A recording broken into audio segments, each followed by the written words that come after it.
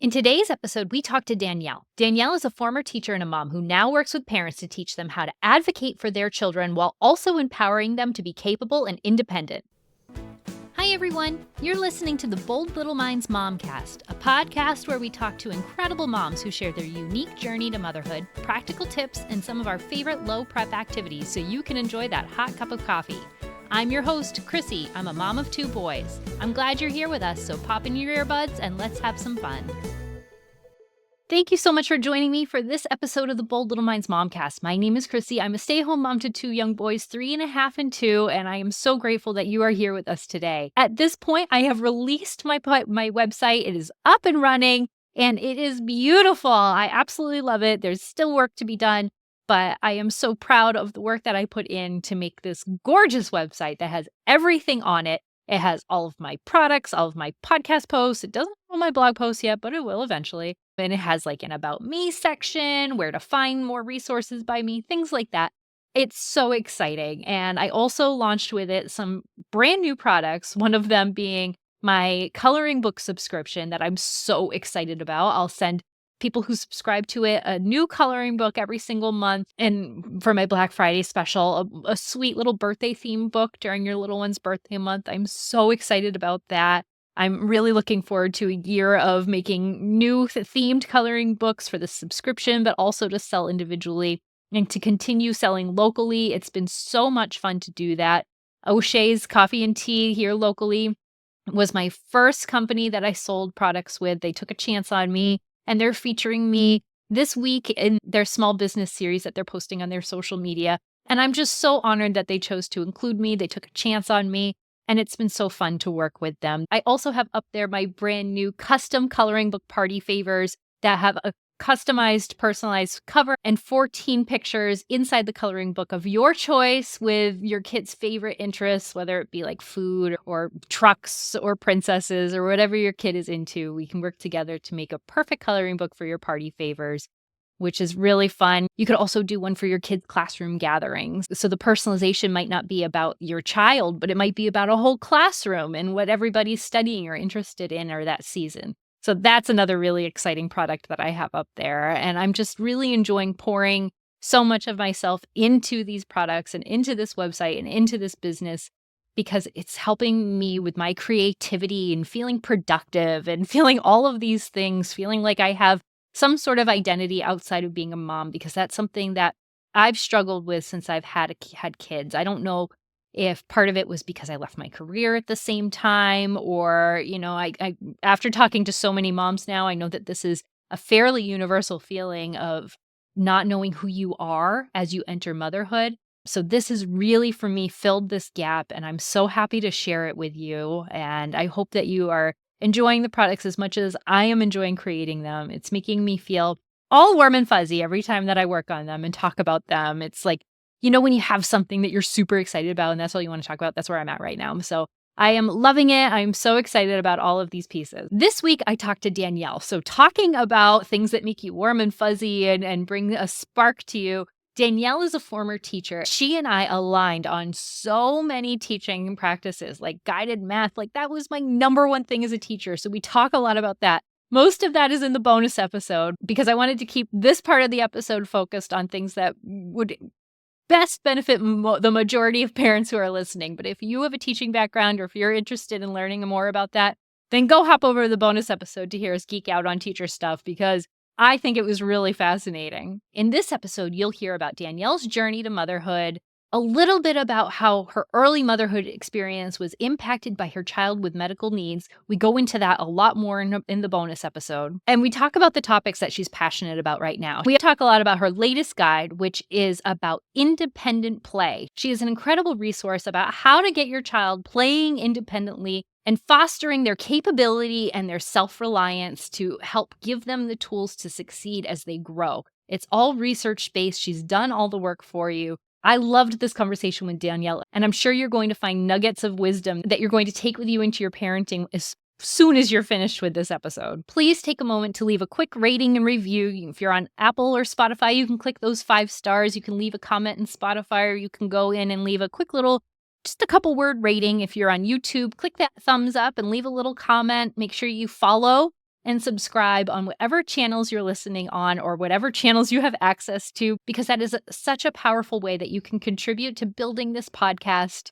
and helping us reach more moms so we can build our community. I have so many big dreams for this podcast, and I would love to continue growing our audience. You can find the bonus episode on my website, boldlittleminds.com. You can join the inner circle by entering your email address and signing up for my free newsletter. Each week, I'll send to you in your mailbox the links to the episode and the bonus episode where you can access either the video or the audio versions of the episodes. I also include my freebie of the week, as well as tips and tricks, some of the latest things that I'm loving, some of the products that I've come out with. I'm really looking forward to making this newsletter a really great resource for you. Thank you so much for listening to this episode, and I really, truly hope that you enjoy the conversation with Danielle as much as I did. Thank you so much for joining me for the Bold Little Minds MomCast. My name is Krissy. I am a stay-at-home mom to 2 young boys, ages 3.5 and almost 2. I can't believe it. And I am here today with Danielle. Danielle is a mom of 3, ages 4, 2, and 1. Danielle is a former teacher and learning behavior specialist. Now she helps parents discover how to bring joy into learning, trusting their child, and helping with independent play skills while also focusing on social emotional learning. Wow. Thank you so much for being here with us today, Danielle. Absolutely. Thank you for inviting me and having me. This is so fun, and it's fun for us to just kind of connect. Definitely. I love all the content you put out. Your page, if you're not following Danielle, make sure you do, because her page is full of amazing, easy tips that you can use without feeling overwhelming, without feeling stressed. So I really appreciate your online presence and sharing that with the world. Thank you. That means so much because it's kind of, like the everyday of like posting, and it's just like I hope that this is helping someone, and it's nice to hear. So thank you. I appreciate it. Absolutely. Well, we see a lot about how you do things with the kids and the way that you're implementing your learning, but I want to hear about you and your life and what's brought you here to this, because that's something as moms we don't get to talk about very often.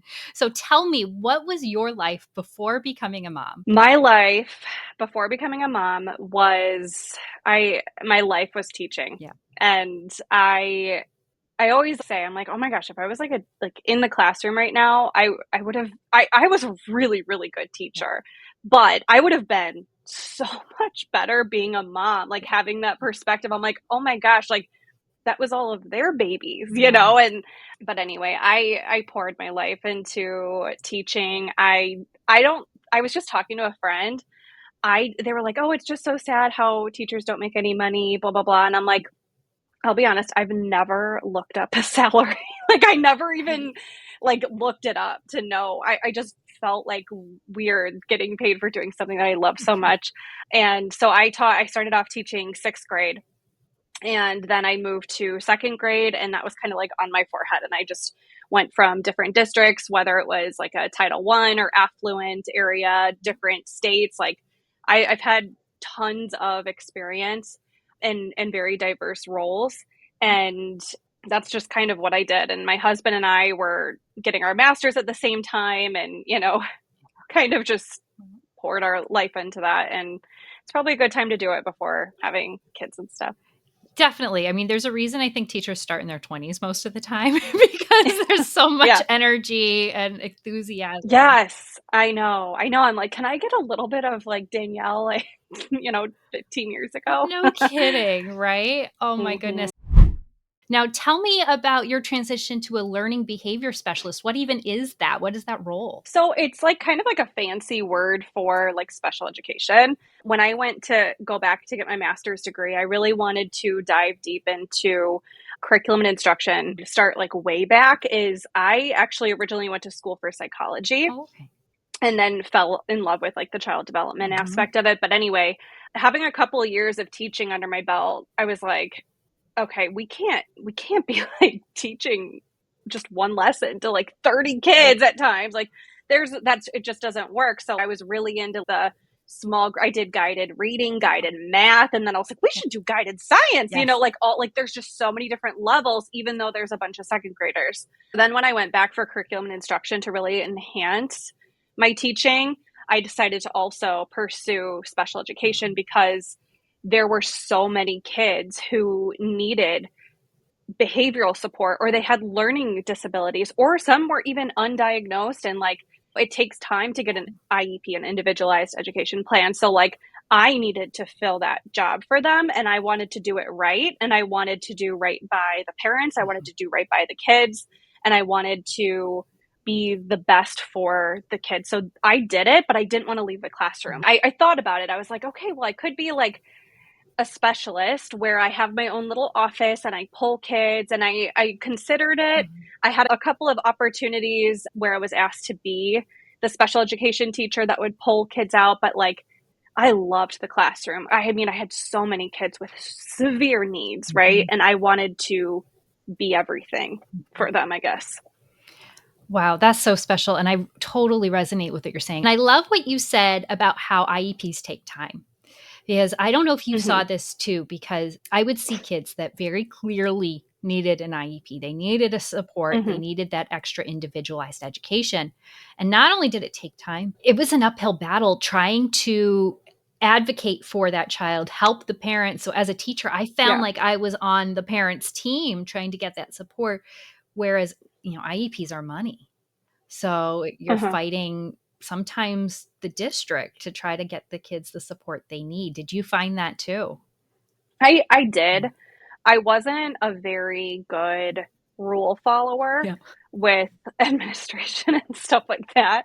But I did have some good admin, and then I also had some that, it was just very, how it is. But I did work with the parents, and now being a mom, I'm like, oh my gosh, their kid just like got diagnosed with a disability, or like just say that their kid was diagnosed with dyslexia. First of all, there's like a grieving process that probably goes into this with a parent, right? And they have to just understand this, and then they have to fight for their kid, right? They have to fight for these needs to happen at school, and they have to give that control away, right? From their little baby. And I tried to be that. And I think I did it a little bit too much, where I think a lot of teachers do actually. And that's what leads to burnout, because what you said, like kind of like fighting against a system. And not all districts are like that. I'm a very not anti-public school at all. Like not all places are the same at all. But I think just having a team effort, right? And knowing what's the common goal, sure, for a legal piece of paper, but the teacher can do changes in the classroom as well. And that's what I would do. I'm like, I don't need a piece of paper to tell me what I legally will do. I will do way more for your child, But yeah, an IEP, it does take time. You have to collect data. You have to select one goal. And I'm like, oh, no, we're doing 5 goals, but it says 1. It just depends on, I guess, like where you're at and stuff like that. Being on the admin side, I know that it wasn't to not give that child support by any means. It's you have to look at more of a conservative financial aspect of, does this child need the extra personnel, or are the supports that they need something that a teacher could reasonably do in their classroom? Like, is this teacher not accommodating and differentiating, or is this something more? So I get it on all aspects of it. For listeners who have children with disabilities or fighting for IEPs, like,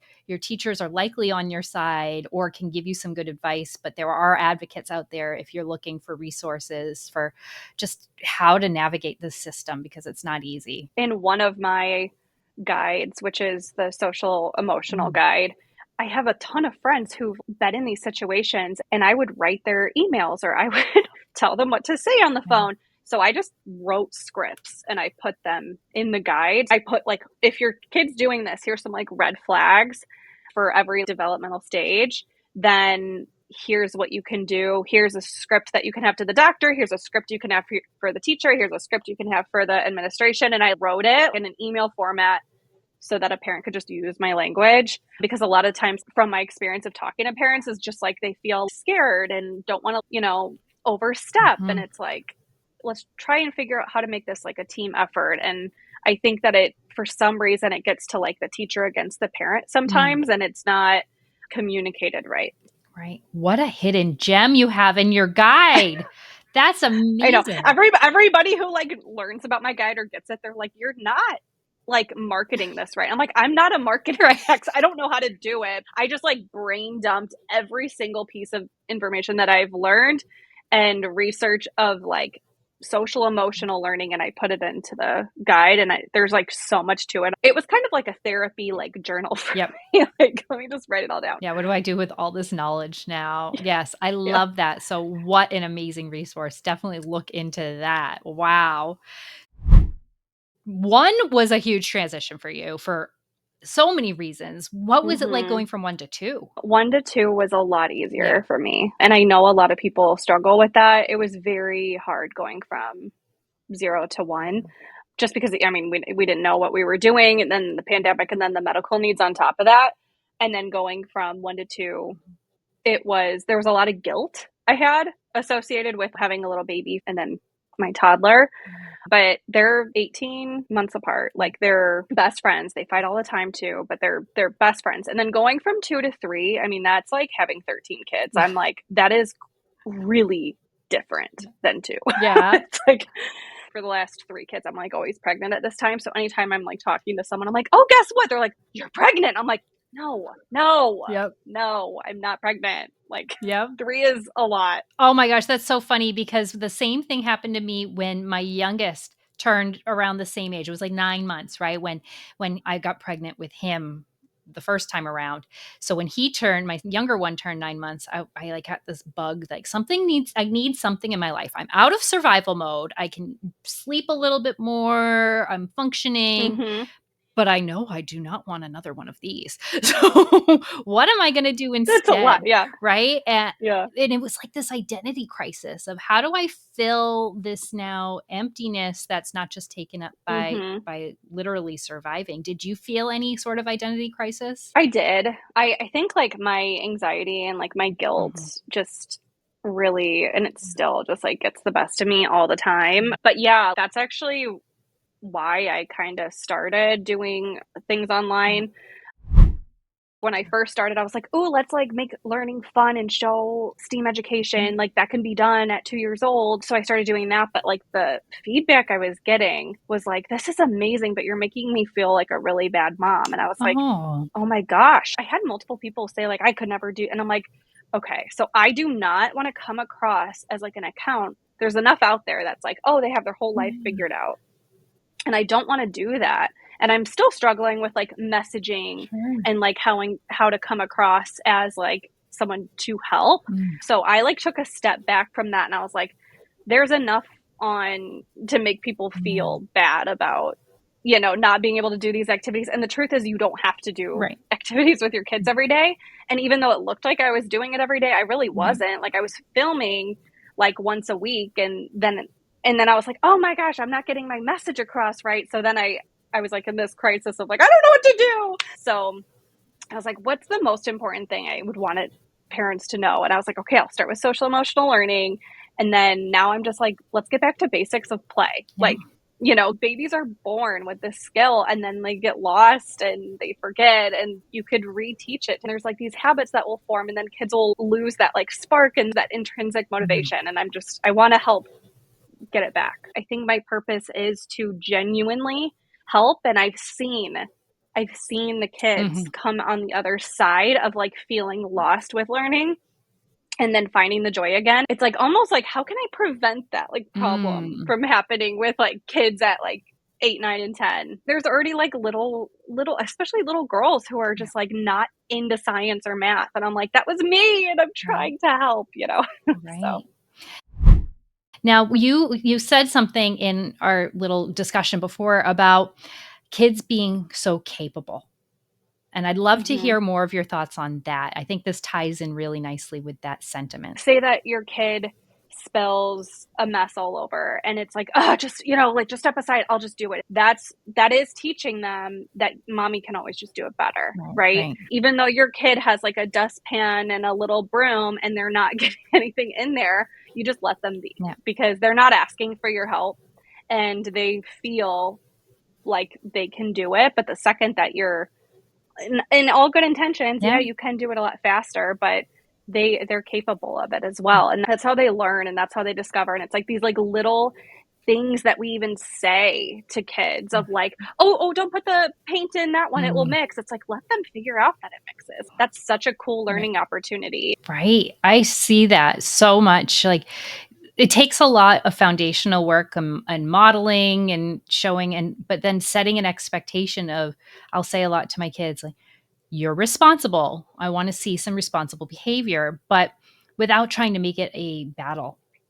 So Mm-hmm. like I have that expectation that they're going to clean up, but I'll do it alongside with them, or you turn it into a game, or you do these other things. Yeah. So that way it's not just on them, because that's scary when they're that young. Like this Mm-hmm. is a huge mess. Like it's bigger than they are. So like it's Right. okay to Right. help and to turn it into something. But then all along, you can influence what's happening. Like it's not that I'm helping you. It's like, wow, look at what you are doing. You are cleaning this part. You're doing all of these. Mm-hmm. And then they Yeah. hear that and it starts to become real. Right. And it's so true, like making it like a game or something. Like my kids, I'm like, I don't know what I did wrong, but they despise cleaning. I have to do all the like tricks and Yep. stuff like that. I even bought in my independent playroom, I just bought like a little, they like buttons. Yeah. So I bought this button that like people use at like bodybuilders use at the gym to like record their reps. And I'm like, every time you clean up something, you get to press the Oh, button and we're going cool. to keep track. Yeah. It's a big hit. And it's like you celebrate those like little things and don't overpraise Right. like every little thing, but it's like making them feel good about it. There is tons of research out there for kids doing chores and Yeah. kids having that kind of responsibility and stuff like that. You've been doing a lot about independent play recently, which is really interesting. I love learning about it.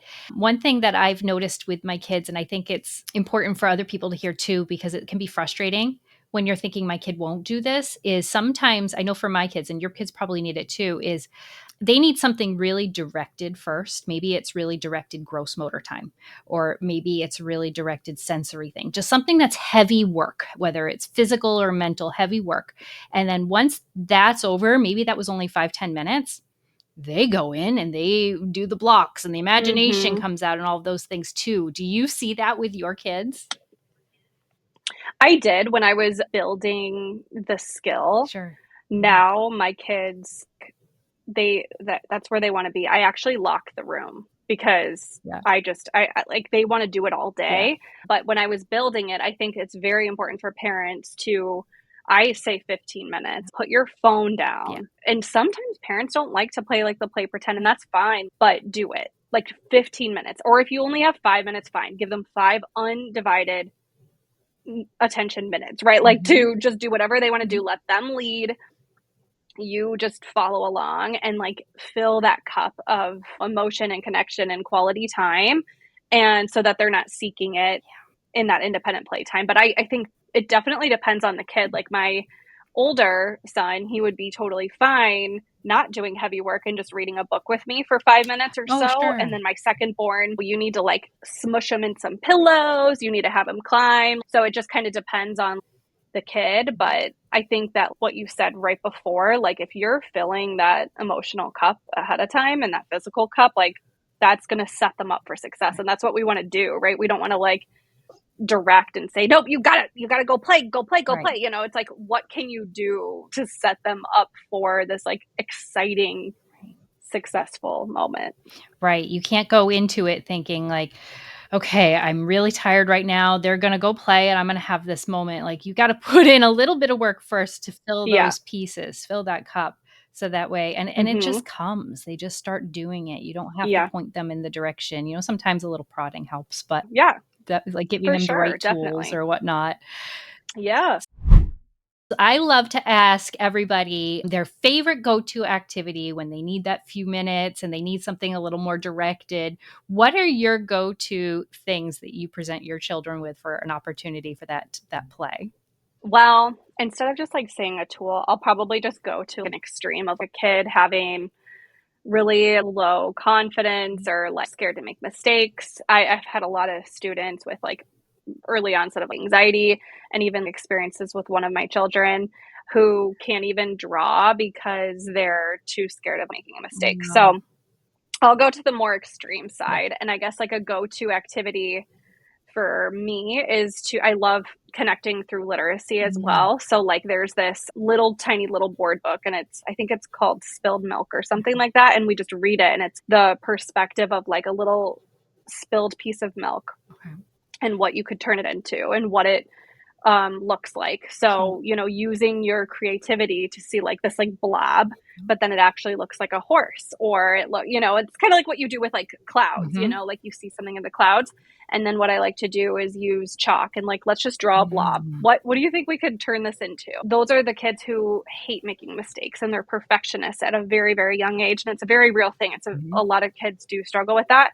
And it's like, after they can see this like different world, like even my son, who is a perfectionist, and he messes up at first, he'll be like, and then he'll be like, I can make it better, right? Like, but he wasn't always like that, right? We had to do a lot of practices with, let's just make a mess. What does this look like? What could we turn it into? Like, how could we turn it into a game? Maybe you're making the mistake, and like having them point it out from you. So I like to kind of tie in like the social emotional piece to it, but using mistakes is kind of like an activity. And then I guess like for actual tools, I love using just random stuff that like, like how babies go in like the cupboards and stuff, and they play with like the pans. Like that's what they like. That's why there's all those jokes about it and stuff too. So like the things that your kids want to play with, like Q-tips or toothpicks and glue, like let them play with it. So many toys are amazing, right? Like, and they're so much fun, but my kids play a lot longer and have a lot more fun with like the everyday stuff. 100%. Yes. If I open up that pots and pans cabinet, it's a gold mine. I mean, not only are they then playing with the pots and pans, but then they're also going into the empty cabinet and pretending it's their house. Like, it's a whole thing. Yes. Why is that a thing? Like, my son was in the Lazy Susan. He was in there. I'm like, how do you get in there? How did you do that? We'll go to, in the winter, we get a Y membership, and we'll go to the Y. And in the middle of the day, it's pretty quiet. And their favorite thing to do is go in the locker room and just lock themselves in the lockers. Like, it's the same idea. They just love these little them size like spaces. It's so cute. It's so fun. So cute. Yeah. Do you have any final words of wisdom to share with us? I can't believe that we've already been talking almost an hour. I know. I feel like we should like have a coffee and just chat about teaching. I didn't realize like how much, of the education field that you were in, and it's really cool to connect with you. And I'm like, ooh, like I'm going to make you go live with me. We'll have to do this again.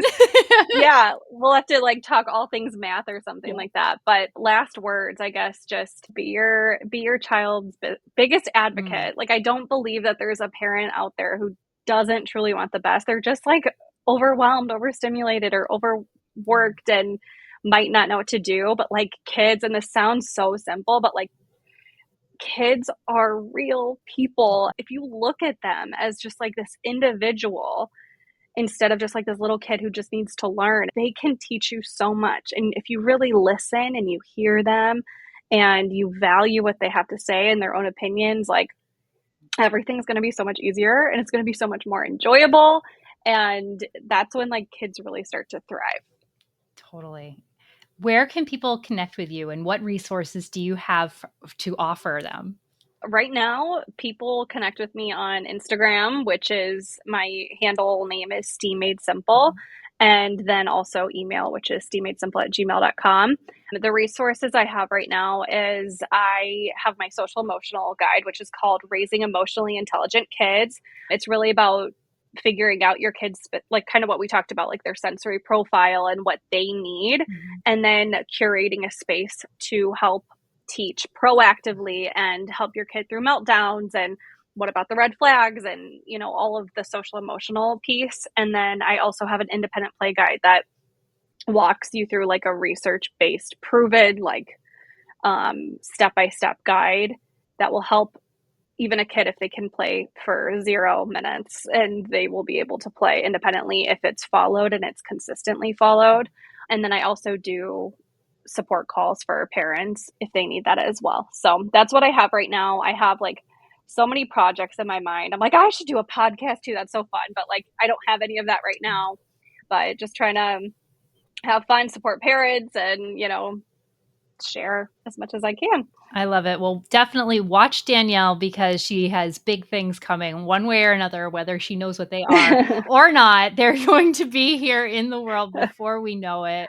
If you liked this episode, please make sure that you leave a like or a 5 stars if you're on Spotify or Apple. leave a comment, a rating, a review. Make sure you share with your friends. The more that we share and like this, the more we can share this with other moms who are also looking for a community and a connection. You can find me on Instagram, TikTok, Facebook, Pinterest, all of the things at Bold Little Minds. And if you'd like to share your story, you can connect with me on one of those things, or you can email me at boldlittleminds@gmail.com. Thank you so much for joining us for this episode, and I will see you next time. This is the end of the episode, but it is not the end of the conversation. To hear more from Danielle, including listening to me and her talk more about our teaching experience and the things that we're passionate in teaching, as well as hearing Danielle's experience in her early motherhood journey with a child with medical complications, you can join us over at boldlittleminds.com for the bonus episode. I hope we'll see you there.